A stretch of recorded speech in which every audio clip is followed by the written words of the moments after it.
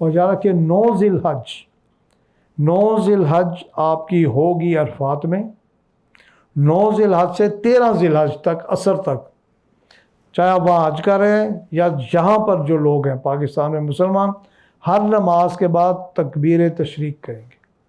9 ذی الحج صبح فجر سے لے کے 13 ذی الحج کی عصر تک کیا ہوگا، آپ اکیلی نماز پڑھ رہے ہیں، فرض کے ساتھ پڑھ رہے ہیں، سلام پھیریں گے، اس کے بعد تکبیر و تشریق ہوگی، کیا ہوگی، اللہ اکبر لا الہ الا اللہ واللہ اکبر اللہ اکبر وللہ الحمد، اللہ اکبر لا الہ الا اللہ واللہ اکبر اللہ اکبر وللہ الحمد، اللہ اکبر لا الہ الا اللہ واللہ اکبر اللہ اکبر وللہ الحمد، 3 دفعہ پکڑنا ہے۔ اس کے بعد پھر آپ اگر وہ آپ نے احرام پہنا ہوا ہے تو پھر آپ لبیک پکاریں گے۔ لبیک کب سے پکاریں گے؟ 8 ذی الحج سے، جب آپ نے احرام پہن کے نیت کی، اور جب 10 ذی الحج کو شیطان کو بڑے کنکریاں ماریں گے، وہ وہاں تک پہنچتے تک جب بھی ہوگا ہر آدھے گھنٹے بعد آپ لبیک پکاریں گے، یاد رکھیے۔ اور جب کنکریاں ماریں گے لبیک ختم ہو جائے گا، آپ کا حلق کر لیں تو لبیک ختم۔ اور 12 ذی الحج کو بھی آپ نے یہ کام کرنا ہے۔ اور پھر اگر آپ نے اب جانا ہے تو 12 ذی الحج کو مغرب سے پہلے کنکریاں نہیں مارنی تو کنکریاں مار لیں، اگر آپ نے طواف زیارت نہیں کیا وہ بھی آج کر لیں، صحیح نہیں کی وہ بھی آج کر لیں، کیونکہ یہ آخری دن ہے۔ اور اگر آپ کو مغرب وہی ہوگی پھر آپ نہیں نکل سکتے مینا سے، پھر اگلا دن 13 ذی الحج بھی وہی رہیں گے۔ پھر 13 ذی الحج کو صبح اٹھیں گے، پھر زوال کے بعد تینوں ستاروں کو کنکریاں پھر ماریں گے، تب یہ اکاؤنٹ میں آپ کی قطر بنتی ہے، اور پھر آپ باہر مغرب سے پہلے یا باہر نکل جائیں گے۔ حضور صلی اللہ علیہ وسلم خود یاد 13 ذی الحج کو رہے تھے، اس لیے یہ اختیاری بھی ہو جاتا ہے۔ اگر آپ نکل سکتے ہیں مغرب سے پہلے، تب بھی نہیں نکلتے، آپ کہتے ہیں میں 13 ذی الحج سنت رسول پوری کروں، آپ 13 ذی الحج بھی رہ سکتے۔ اب آپ کا آخری رہ جاتا ہے طواف وداع۔ طواف وداع آخری واجب رہ جاتا ہے، اب کے باقی سارے 5 ہو گئے، اب آخری کیا رہ جاتا ہے کہ یہ آپ جب مرضی کر لیں۔ آپ نے طواف زیارت کر لیا، آپ نے صحیح کر لی، اب آپ کے 11 ذی الحج ہے، 12 ذی الحج ہے، آپ نے کنکریاں ماری، آپ جا کے طواف وداع بھی کر سکتے۔ لوگ طواف وداع کا مطلب جس کو نہیں پتا کہ آخری دن جس دن آپ کی فلائٹ ہے وہ آخری دن کرنا، نہیں، آپ طواف وداع ابھی کر لیں، آپ کے حج کے ارکان پورے ہو جائیں، بعد میں جو کر سکتے ہیں بعد میں نفلی طواف کر سکتے ہیں، منع نہیں ہے۔ یہ نیت کریں گے طواف وداع کی، یہ حج کا ارکان ہے اور آخری یہ واجب ہے، آخری ارکان پورا کریں گے تو آپ کے حج کے سارے ارکان پورے ہو جائیں گے۔ اس کے بعد آپ 1 دن ہے، 4 دن ہے، 10 دن ہے، آپ روز جا کے عام نفلی طواف کرتے رہیں۔ کسی کی فلائٹ جو شروع کی فلائٹیں ہو جاتے ہیں تو 14 ذی الحج کو ان کی واپسی بھی ہوتی ہے، 14 ذی الحج کو، تو ان کو پھر ضروری ہے کہ وہ 11 12 کو اپنا سارا عمل کر کے ساتھ ہی طواف وداع بھی کریں، اور بعد میں ٹائم ملتا ہے آپ طواف کریں، وہ اپنا بھی طواف کر سکتے ہیں۔ اور اگر اس طواف سے پہلے لیڈیز کو پرابلم آ جاتی ہے اپنے خاص ایام کی، یہ طواف ان کو معاف ہو جاتا ہے۔ کیا معاف ہو گیا؟ اب آپ جا رہے ہیں، آپ کی فلائٹ تو جا سکتی ہے، اگر فلائٹ لیٹ ہے تو پھر جب پاک ہوں گی پھر آ کے طواف کریں گی۔ اور اگر طواف زیارت سے پہلے ایام والا آپ کے سٹارٹ ہوتا ہے تو پھر آپ رکیں گے، پھر آپ واپس پاکستان نہیں آئیں گے، وہ معاف نہیں ہے۔ اگر آپ کی فوری طور پہ فلائٹ ہے حج کے فوری بعد، پھر آپ وہ ڈیلے کرائیں گے۔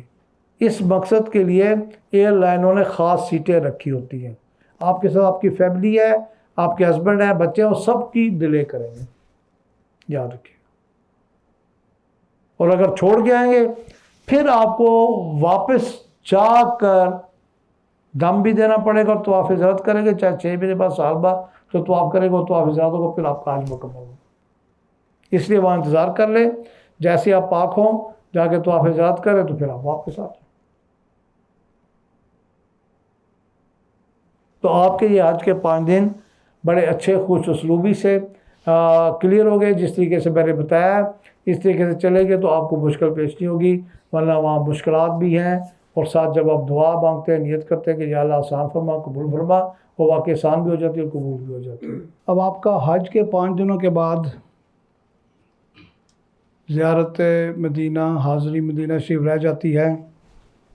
اب یہ دیکھیے کہ مدینہ شریف میں کوئی عمرے کا رکن نہیں، کوئی مناسک نہیں، کوئی حج کا رکن نہیں، کوئی مناسک نہیں، لیکن جو بھی حج کرنے مکہ جاتا ہے وہ مدینہ ہوئے بغیر نہیں واپس آنا چاہتا، نہ آ سکتا ہے، اور نہ کسی مسلمان کا دل کرتا ہے کہ میں واپس آؤں۔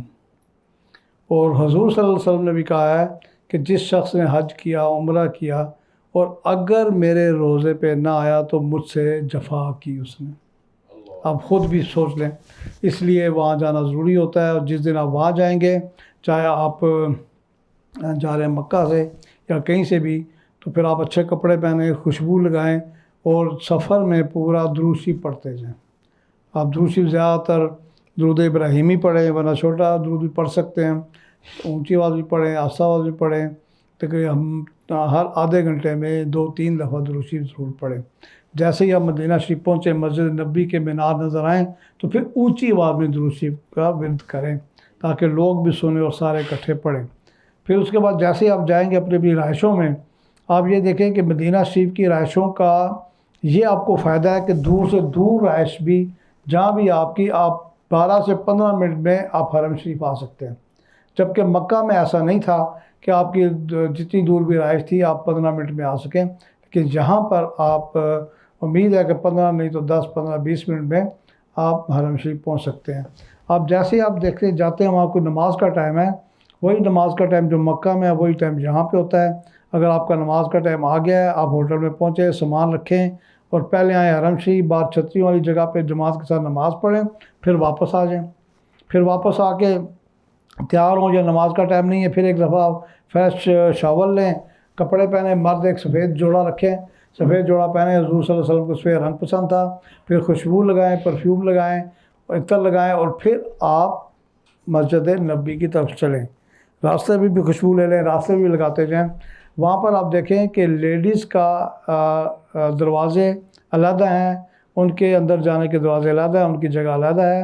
تو پہلے دفعہ آپ جائیں، اپنی لیڈیز کو اندر چھوڑیں، ان کو یاد رکھیں، یاد کروائیں کہ یہ گیٹ نمبر ہے، اور پہلے دن ان کو کہیں کہ 1 گھنٹے بعد، 2 گھنٹے بعد، 3 گھنٹے بعد ہم واپس اسی جگہ اس گیٹ پہ ملیں گے، اور آپ لیڈیز کو چھوڑ کے آپ جائیں، اپنی عبادت کریں، اور پہلے دن واپس پھر اسی ٹائم واپس آ کر اسی گیٹ پہ اپنی لیڈیز کو لیں اور ہوٹل میں پہنچیں۔ جیسے ہی آپ کی لیڈیز کو ہوٹل کا راستہ اور حرم شریف کا پتہ چل جاتا ہے تو پھر وہ اکیلی بھی آ سکتی ہیں۔ آپ اس کا جب دل کرے، آپ کا دل کرے، آپ کا اکٹھا دل کرے، کسی کی طبیعت خراب ہے، کسی نے ریسٹ کرنا ہے، کسی نے نہیں کرنا، تو اکیلے بھی آ جا سکتے ہیں، یہ یاد رکھیے گا۔ تو آپ اکیلے آ بھی سکتی ہیں، اکیلے بھی جا سکتی ہیں جب آپ کو راستہ پتہ چل جائے، اس میں کوئی منع نہیں ہے۔ تو اب دیکھیں کہ جیسے آپ جائیں گے تو مسجد نبی میں داخل ہوتے ہوئے آپ نیت کریں، داخلے کی دعا کریں، پھر آپ نیت کریں اعتکاف کی، پھر اس کے بعد تحیۃ المسجد پڑھیں، اور پھر آپ دیکھیں اگر نماز کا ٹائم ہے تو انتظار کریں، نماز پڑھیں، نماز کا ٹائم نہیں ہے تو پھر آپ باب السلام کی طرف جائیں گے تاکہ حضور صلی اللہ علیہ وسلم کو صلوات و سلام پیش کر سکیں۔ سب سے پہلا کام یہی ہونا چاہیے کہ آپ نماز سے فارغ ہونے کے بعد، یا نماز کا ٹائم نہیں ہے تو سب سے پہلے مدینہ شریف جا کے حضور صلی اللہ علیہ وسلم کو صلوات و سلام پیش کریں۔ باب السلام سے جب جائیں گے تو اپنے جوتے باہر رکھیں گے، یہاں جوتوں کی گنجائش نہیں ہے۔ مکہ میں نے بتایا تھا کہ پیچھے جوتے رکھ لے بیگ میں، کیونکہ وہاں بہت لمبے راستے ہیں، ان ہو رہا ہے، آؤٹ ہو رہا ہے، بہت دور دور تک ہے۔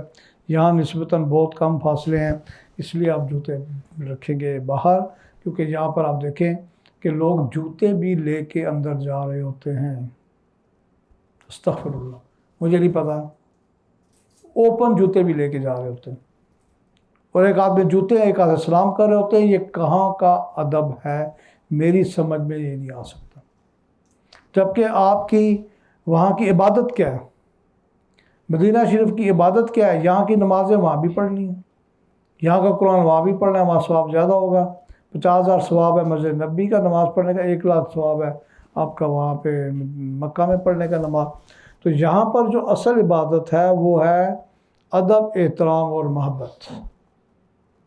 یہاں جتنے دن آپ مدینہ شریف رہیں گے، چاہے حرم شریف کے اندر جاتے ہیں، باہر شہر میں پھرتے ہیں، ادب، احترام اور محبت حضور سے کرنی ہے، تو یہی آپ کی عبادت ہوگی، یہ آپ کا وسیلہ بن جائے گا، اور اس وسیلے کی نسبت سے آپ جنت بھی جا سکتے ہیں۔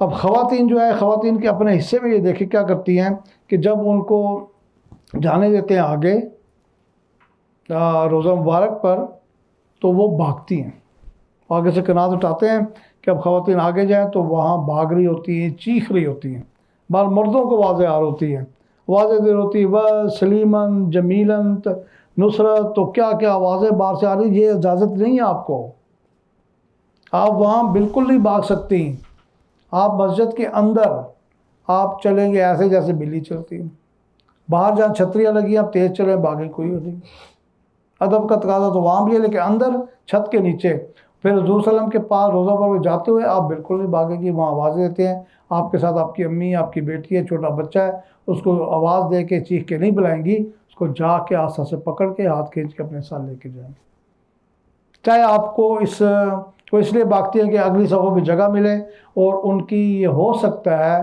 کہ یہ اتنا بڑا گناہ بن جائے کہ پوری زندگی پچھتانا پڑے، کیونکہ وہاں حضور صلی اللہ علیہ وسلم کے روزہ مبارک کے اوپر سورہ حجرات آیت نمبر 2 لکھی ہے کہ اگر آپ کی آواز حضور صلی اللہ علیہ وسلم کی آواز سے اونچی ہو گئی، آپ کو پتہ بھی نہیں چلے گا، پوری زندگی کے اعمال ضائع ہو جائیں گے، جو پیچھے سے کما کے ہیں وہ سب ضائع ہو سکتا ہے، اس لیے یہ خاص خیال رکھنا ہے کہ وہاں اونچی آواز میں بولنا ہے، نہ لڑائی کرنی ہے، اور وہاں مسجد کے اندر مردوں نے بھی عورتوں نے دبے پاؤں چلنا ہے، تو جوتے باہر رکھیں گے، اور جیسے ہی آپ دیکھیں بابو السلام سے اندر آئیں گے، رش ہوتا ہے تو سیکورٹی والے یلا یلا یلا یلا آگے چلتے، لوگ بھاگ بھاگ کے جا رہے ہوتے ہیں، آپ نے نہیں بھاگنا، بابو السلام سے اندر نہیں بھاگنا، چاہے آپ کو نہیں جانے دیں، چاہے پیچھے سے 2 لگا دیں، آپ نہیں بھاگیں گے، آپ بالکل بلی کی طرح چلیں گے، اور جیسے ہی بابو السلام کی دہلیز ہے چند سیکنڈ رکیں گے، سٹاپ کریں، یہاں ایک وقفہ ہے، یہ بھی وقفہ بڑا خاص ہے، یہاں پھر حضور صلی اللہ علیہ وسلم اجازت چاہیں گے کہ یا رسول اللہ صلی اللہ علیہ وسلم، میں آپ کے گھر آ رہا ہوں، میں آپ کے روزہ مبارک پہ آ رہا ہوں، میں آپ کی مسجد میں آ رہا ہوں، مجھ جیسا گناہ گار بندہ اجازت چاہ رہا ہے، پھر آپ اندر جائیں گے، آپ اجازت کے بغیر اندر نہیں جا سکتے، پھر جب جائیں گے وہ 100 میٹر کا علاقہ ہے یا اس سے بھی کم ہے، آپ جائیں پیدل اور دبے قدموں سے درود شریف پڑھتے جائیں، جیسے ہی بائیں طرف حضور صلی اللہ علیہ وسلم روزہ مبارک کی ونڈو آئے گی، وہاں اوپر لکھا ہوا ہے ہنا حاضہ رسول اللہ صلی اللہ علیہ وسلم، وہاں پہ آپ رکیں، اگر رش زیادہ ہے نہیں رکنے دے رہے، یلا یلا کہہ رہے، لائن بنی ہوئی ہے، تو آپ جاتے جاتے ہی تھوڑا سا سلو ہوں، حضور صلی اللہ علیہ وسلم کے روزہ مبارک کے سامنے کہ الصلاۃ والسلام علیک یا رسول اللہ، الصلاۃ والسلام علیک یا حبیب اللہ، اگر جگہ ٹائم نہیں ہے آگے جا رہے ہیں آگے نکل جائیں، فوراً ہی آگے دیکھیں دوسری کھڑکی آئے گی حضرت ابو بکر کی، تو وہاں پہ آپ کے الصلاۃ والسلام علیکم یا ابو بکر صدیق رضی اللہ تعالیٰ عنہ، پھر آگے ساتھ ہی دیکھے گا عمر بن خطاب رضی اللہ عنہ کی کھڑکی ہے، وہاں الصلاۃ والسلام علیکم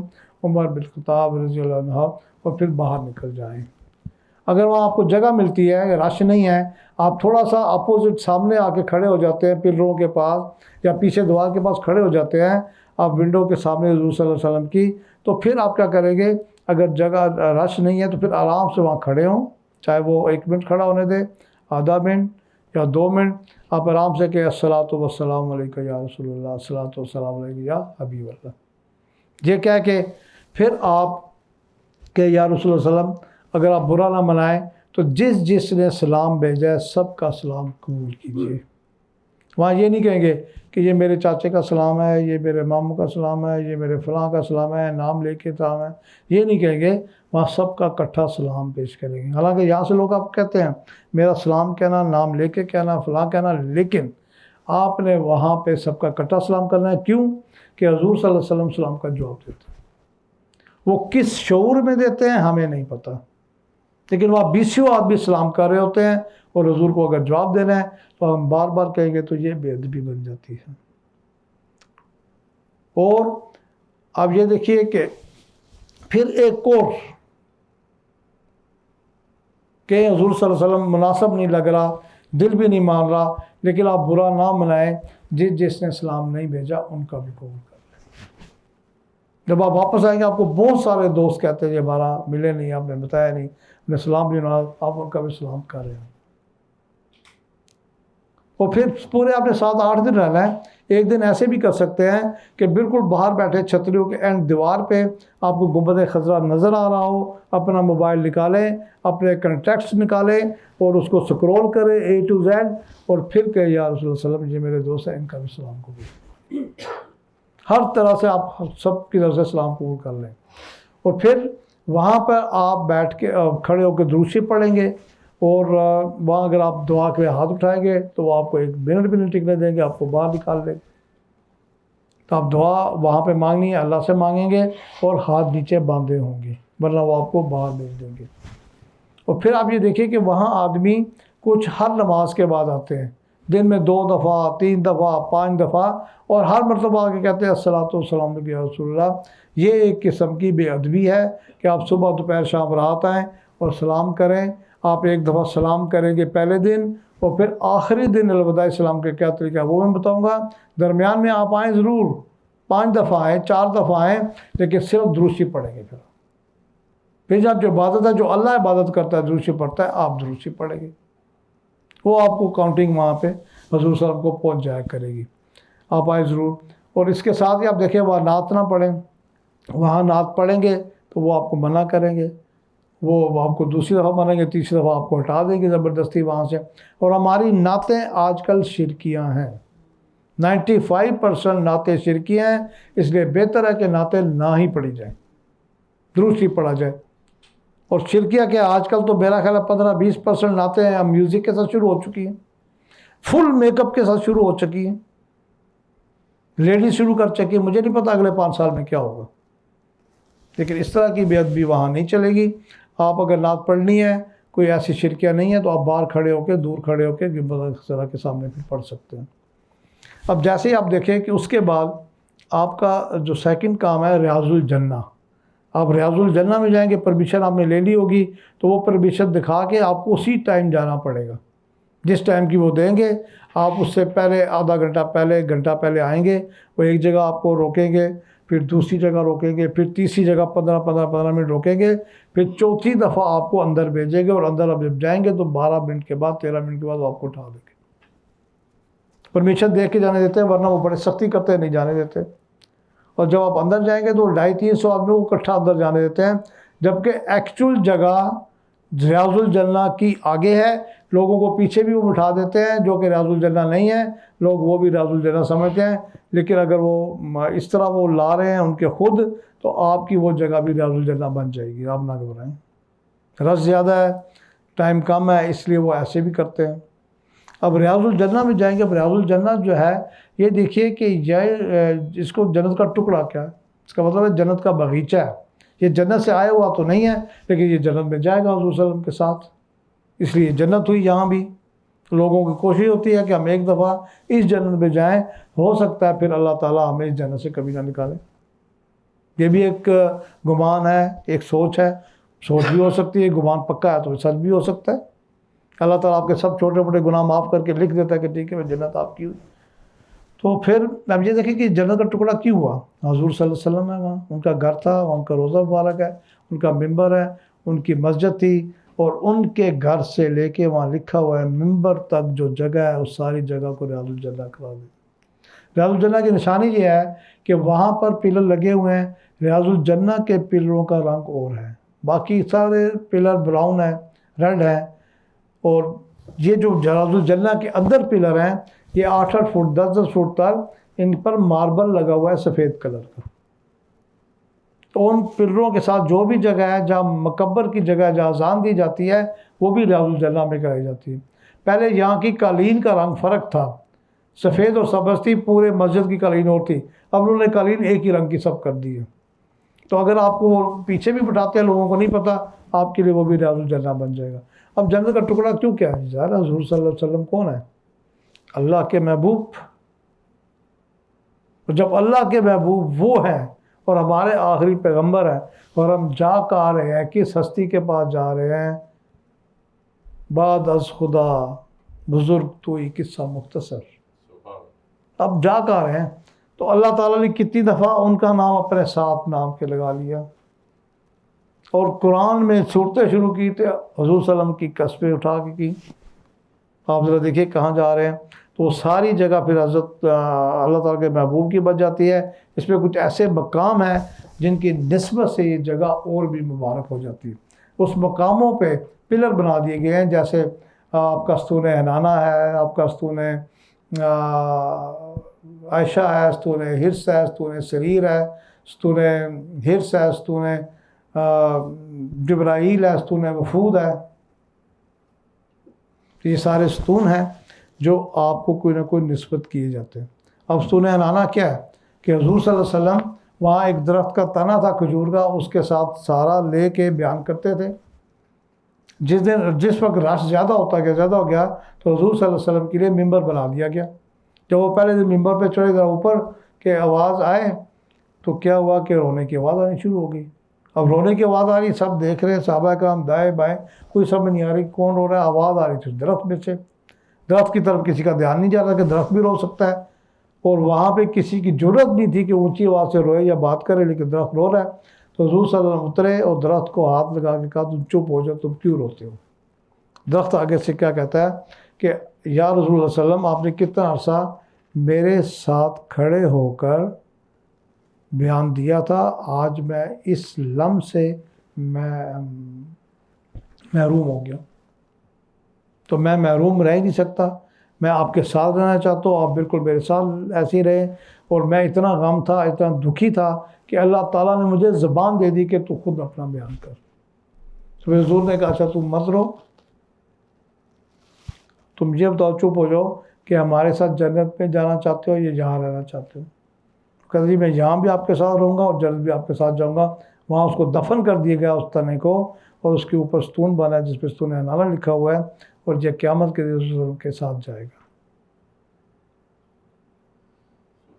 پھر اسی طرح ستون عائشہ کہ حضور صلی اللہ علیہ وسلم نے اپنی زندگی میں کہا حضرت عائشہ ہماری اماں سے رضی اللہ عنہا سے کہ اگر یہ جگہ میں اناؤنس کر دوں یہ اتنی جگہ ایسی ہے یا 2 نفل پڑھ کر جو دعا مانگے قبول ہوگی، اور اگر جب میں اناؤنس کر دوں تو جہاں میلوں لمبی لائن لگ جائیں گی.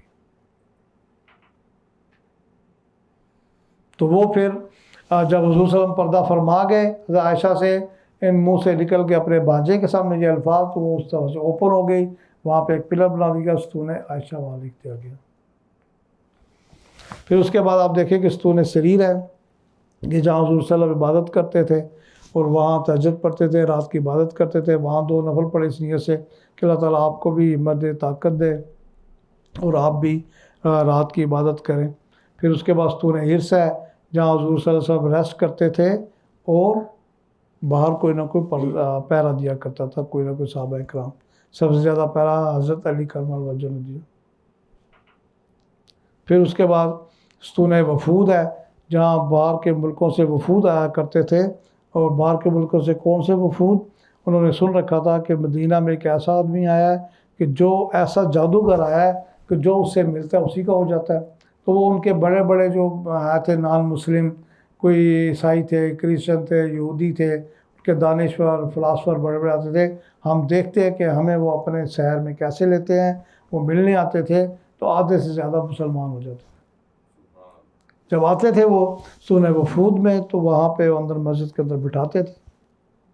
ان کو یہ نہیں کہتے تھے کہ جاؤ پہلے صاف ہو، پاک کپڑے پہنو، پر نہیں آپ بیٹھو، دیکھو ہم عبادت کیسے کرتے ہیں، ہم کیا کر رہے ہیں، پھر آپ مسلمان ہو. اور میکسیمم لوگ مسلمان ہو جاتے تھے. وہاں 2 نفل پڑھے کہ ہم آپ کو پتہ نہیں مسلمان ہوئے بھی کہ نہیں. ستون توبہ ہے وہاں پہ کہ ایک صحابی سے غلطی ہوگی، جنگ کی حکمت عملی میں انہوں نے اشارہ ایسا کر دیا کہ ہم جو بھی آپ کے پکڑے گئے قیدی ان کے گلے کاٹیں گے، ایسے ہاتھ سے اشارہ کر دیا. تو حضور صلی اللہ علیہ وسلم اللہ تعالیٰ نے حضرت جبرائیل کو بھیجا کہ آپ کے یہ صحابی نے غلط اشارہ کر دیا، آپ کی حکمت عملی آؤٹ ہو چکی اور میں ان سے ناراض ہوں. جب وہ واپس آئے تو حضور نے ان سے پوچھا کہ آپ نے یہ اشارہ کیا. وہ کہتے ہیں جی آپ کو کیسے پتہ چل گیا؟ یہ تو میرے ساتھ جو جانے والی ٹیم تھی اس کو بھی نہیں پتہ چلا، سوائے جو سامنے کافر دیکھنے والے تھے. کہ جی اللہ نے دیکھ لیا تھا اور اللہ آپ سے ناراض ہیں، اور اللہ نے کہا کہ میں اسے معاف نہیں کرتا. وہ آئے اتنا روئے، انہوں نے اپنے ایک پلر سے اپنے آپ کو باندھ دیا اور کتنے دن بندے رہے، روتے رہے، توبہ کرتے رہے کہ مجھے معاف کر دے، مجھے معاف کر دے. حضور صلی اللہ علیہ وسلم کہہ رہے تھے میں تو ناراض نہیں ہوں، اللہ ناراض. پھر ان کی توبہ دیکھتے ہوئے ایک دن حضور صلی اللہ علیہ وسلم تہجد کی نماز پڑھنے لگے تھے کہ حضرت جبرائیل آئے کہ اللہ نے کہا کہ میں نے کو معاف کر دیا ہے۔ حضور صلی اللہ علیہ وسلم خود آئے، اپنے ہاتھ سے رسیاں کھولی، خوشخبری سے کہ اللہ نے معاف کر دیا گیا ہے۔ انہوں نے پھر وہاں 2 نفل توبہ کے پڑھے کہ یہاں توبہ قبول ہوتی ہے، وہاں آپ 2 نفل پڑھیں گے آپ کی توبہ، آج تک ہم توبہ استغفار کہتے تھے قبول ہوئی نہیں کی، وہ جگہ توبہ قبول ہونے کی وہاں قبول ہوگی۔ تو اسی طرح جیسے وفود میں غیر مسلم آتے تھے، بیٹھے رہتے تھے اندر، یہ نہیں کہ جاؤ پہلے پاک ہو نہاؤ صاف ہو، نہیں بیٹھے ہیں دیکھ رہے ہیں ساری مسجد کا معائنہ کر رہے ہیں۔ تو یہاں کیا حال ہے پاکستان میں، کئی جگہوں پہ بھی کہ اگر کوئی اپنے ہی ملک کا کرسچن مسجد میں جا کے قرآن کو ہاتھ لگائے، اس کے گھر کو آگ لگا دیتے ہیں مولوی صاحب جا کے۔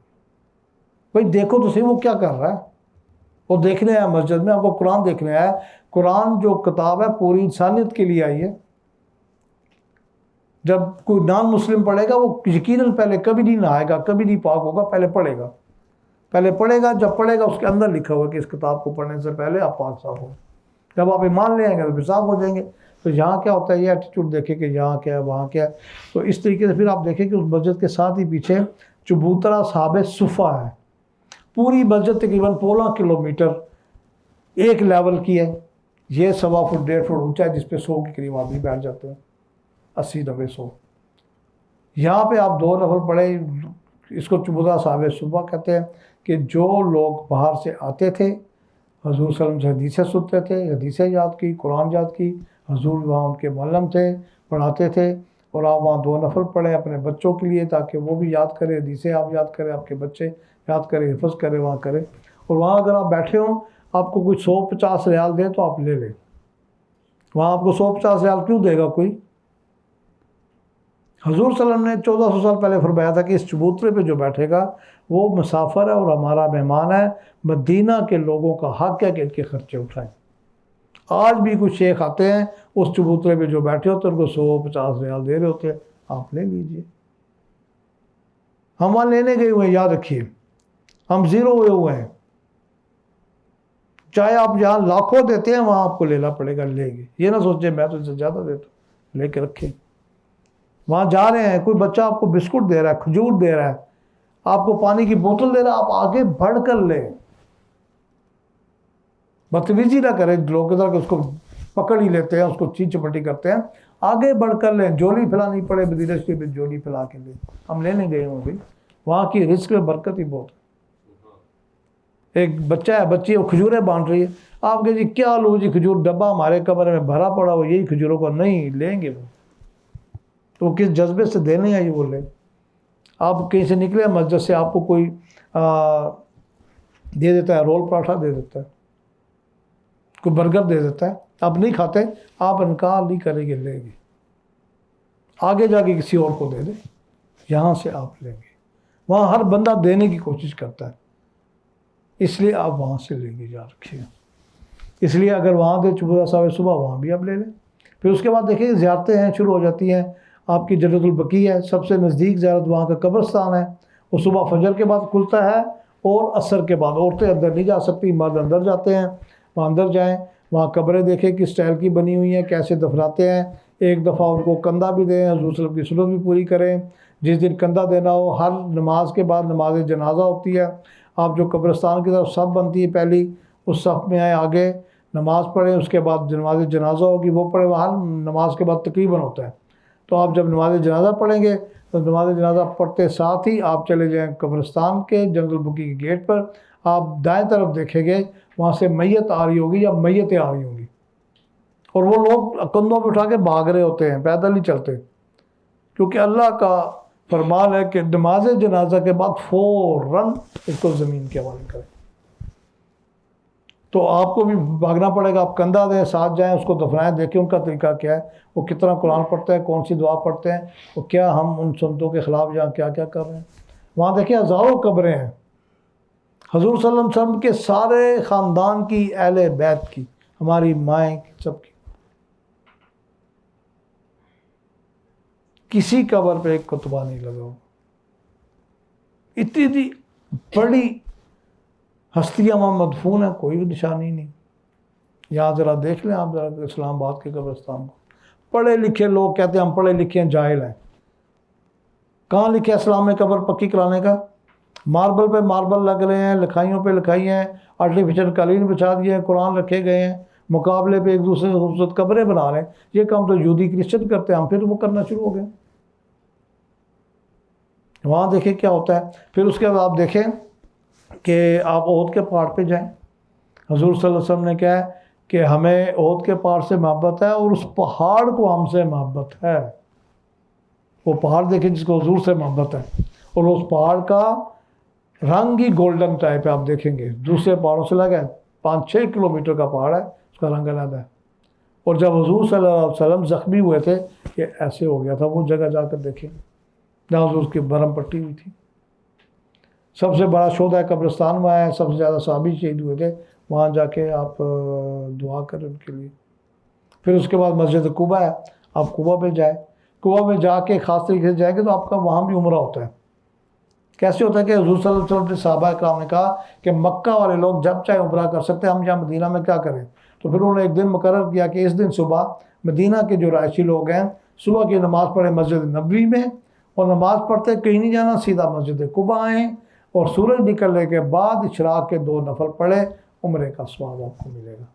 آپ وہاں کے وزٹر ہیں، سیاح ہیں، آپ 7 دن جائیں 7 عمرے کر سکتے ہیں وہاں۔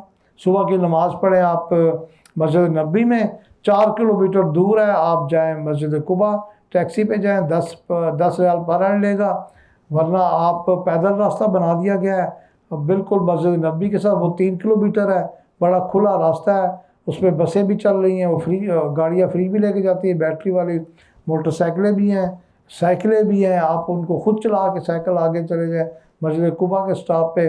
راستے میں بھوک لگی ہے، ناشتہ کر لیں، وضو کر لیں، آپ وہ 3 کلومیٹر اچھے سے جائیں، وہاں جب سورج نکلے وہاں جا کے 2 نفل پڑھیں، آپ کو 1 عمرے کا ثواب وہاں بھی مل سکتا ہے۔ پھر مسجد قبلہ تان ہے، جہاں دیکھیں کہ قبلہ چینج ہو گیا تھا حضور صلی اللہ علیہ وسلم کی زبردست دلی خواہش پہ۔ جب حضرت جبرائیل آئے تو یہ ظہر کی یا عصر کی نماز پڑھا رہے تھے، ابھی 2 رکعتیں کی تھی، تو آئے کہ آج سے آپ کا اللہ نے کہہ دیا کہ آپ کا جو قبلہ ہے وہ خانہ کعبہ بن چکا ہے۔